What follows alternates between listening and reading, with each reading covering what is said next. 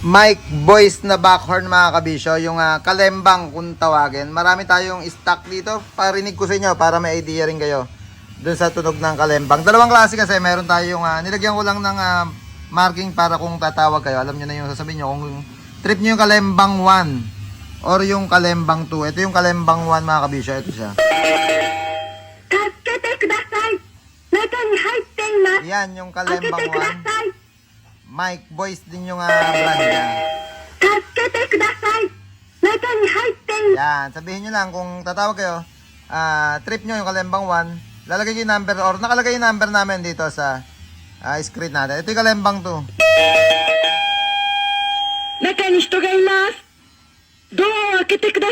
Yan yung kalembang 2. Yan, pareho silang may kalembang na tone pero iba yung sinasabi ng backhorn. Kalembang 1, kalembang 2.